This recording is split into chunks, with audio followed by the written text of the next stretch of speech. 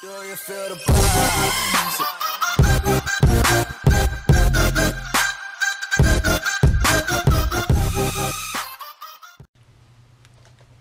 Hey guys, Matt Guzman here, back with another video, and today I'm going to do a kind of a rundown of the Rubik's Cube. So I'm going to show kind of how I would solve it, so that's easier to understand. And so when I'm solving it, I solve it with the white side facing down. So I'm kind of more advanced than solving a Rubik's Cube, so I can look ahead in what I'm doing, so I don't need to look at what's happening most of the time. So when I'm trying to solve this, I already know where the pieces are going.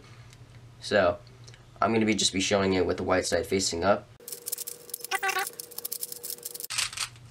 Alright, so what you would want to do first is try to make a cross with the white side pieces here.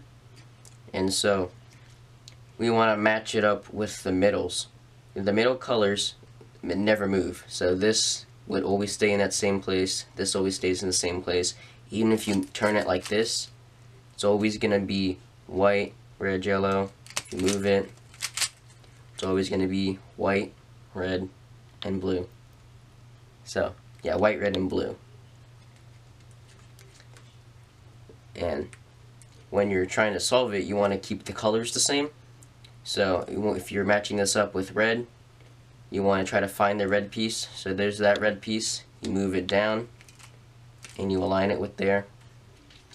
And then blue is right next to red, but you can't just do this because then it needs to be flipped. So what I would usually do is I just move this temporarily, put that there, and then move it back. So now it's aligned with the right colors. And green is right here, but that's not right. So I just take it out just by doing that. Move it to the correct middle, move it back in. And now this is already set up to where we can just put it down. And that's the cross. So the middles match up, and it makes a cross. Don't worry about this corner piece for now. We don't need to. There's the cross.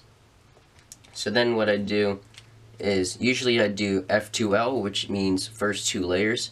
So I try to solve the corner pieces and the side pieces at the same time. So it's really just a matter of what would be the best decision and what moves would be better. But it's a really long process, so I'm just going to start by doing just one corner at a time. So the corner that I just took out, that's the white, red, and blue. And that needs to go here with white, red, and blue. And so I'm trying to get this to be right there. So if I move this down, that's where the white needs to be. Just put it in and put it back up. What you don't want to do is you don't want to do a move that jeopardizes the cross. You always want to keep the cross intact. If you move the cross to insert something, you always want to move the cross back because you want to keep it intact. And you want to do that with all of these. So take this out, but it's facing down, and if it's facing down, you can't insert it because then it will be either in this direction or in that direction. So when you're taking it out, move it to the back of this piece, because then when you move it back up, it'll change direction. Instead of this being down, it's facing this way, so you can easily insert it into somewhere like here. So this is white, orange, and green. You can just insert it into here by facing it that way, because you're trying to get it into there. So when you put this down, that's where it needs to be. You can slide it back into place and move it back up to make the cross again. And don't get fooled if you see something like this. It looks like it's almost complete, but this is the wrong color. You want to transfer it over to here with the right colors. Red, green, white, red, green, white. So you just take it out without jeopardizing the cross, move it back, and then you insert it. It's trying to get there. If this is the piece we're trying to move there, if you just move this down, that moves the piece with it. So you just move the piece out of the way real quick, put that down, and that's where the white needs to be. Move it there, and fix the cross. And let's do it for this one too. You take it out, and since this isn't facing down, it's not, the white isn't right there, you don't need to move it behind to put it back up. You just move it off to the side, and then you insert it just like last time. That's where it needs to be. Move it off to the side, put that down, just like that. And so this is when I'd usually turn it upside down. So you want to try to match up with the sides, and it's kind of hard to explain, but basically you just, how I would usually do it, match up the color with the middle, red. The red's to the left side. In order to insert it, you have to move it the opposite way to create a space, so when you're doing this, it doesn't mess up anything else, and you can just insert it. That's the most basic way I can explain it. You have to actually look at a few examples in order to understand it. But this is how I'd go about solving it if it was in my usual method. But once again, this isn't how I actually solve it, because this is what I showed. That's not the F2L method. This is just solving the corners first, and then solving the second layer first. And now I need to solve the last layer. And solving the last layer, there's two steps. Usually it's referred to as OLL and POL. It's orienting the last layer, which is trying to get all the yellows facing the same side, so yellows here all around.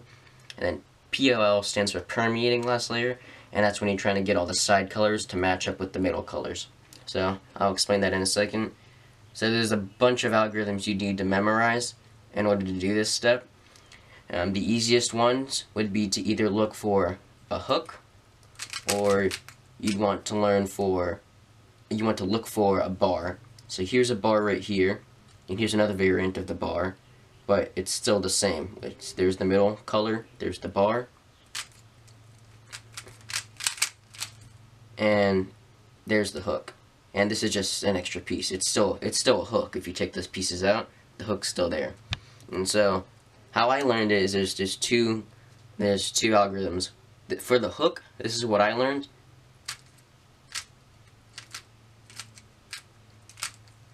And that gives us a yellow cross. And for the bar, you can do this one. And that gives you a cross as well.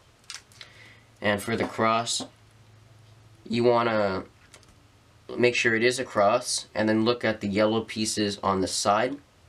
If you find one, place it to the left of you, so it's facing that way, and you do this algorithm. And you'd want to keep doing that, keep facing it to the left with the cross until you'd get a fish. So the fish is kind of like the cross, except there's an extra corner piece there, making it look like a fish. And instead of having the yellow piece to the left, you want to have this yellow piece facing you. And make sure the yellow piece is on the other side of the fish head. So there's the fish head, and there's the yellow piece facing you. So do the same algorithm. And then this is the hard part. This one is permeating the last layer. There's a lot of algorithms to do with this, and I'm not really going to explain it much, but I'm just going to put what algorithms I'm using at the moment. So this one would be this algorithm. And this one, if you look at the pieces, this needs to go there. This red piece needs to go there, and this orange piece needs to go there. So it's moving in a clockwise motion, and this is the algorithm I'd use for that. And that's how I would usually solve the cube. And once again, there's a lot of steps. This is just a vague explanation on how I would solve the cube. And I'm just gonna demonstrate real quick just how I solve it.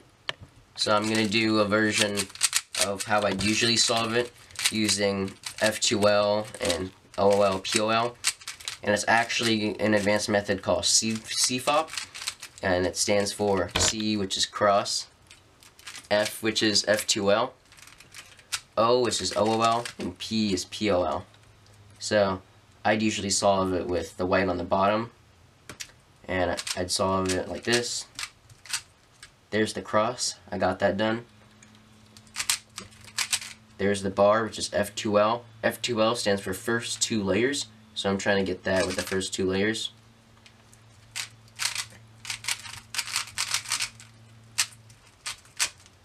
There's another bar, the first two layers, insert that into there. So, with this, I would try to see which one would be the better decision, to insert the green and orange, or insert the blue and orange, whichever takes less moves. So I'd probably take this out and just make a simple bar like that. So I have the bar and insert it in, and then that inserted that for me. So I just make another bar, insert it in. So that'd be F2L, just trying to get the first two layers. And then this is OOL, and then POL. And there are other methods and algorithms, and the one I was showing, that's just the basic ones that I did when I was learning. But you can do other. There's a lot more to learn too. So I know one of them is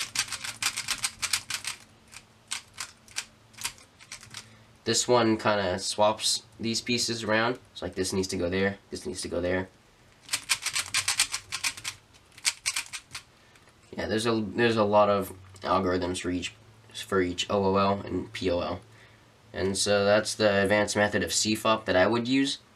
And if you want to learn the beginner's method, I recommend checking this guy out called Noah Richardson. He has a great 3x3 Rubik's Cube tutorial, but I just did a rundown of what I did when I was first learning Rubik's Cube. So yeah, there's my beginner's method, and then there's the advanced method for CFOP. It's just a quick, vague explanation on how each method gets things done when solving the cube. Hey guys, thanks for watching my how-to video on the 3x3 Rubik's Cube. If you enjoyed this, please check out my other Rubik's Cube videos, like finding my solve average. And if you enjoyed it, please like the video and turn on notifications, and I'll see you all in the next video.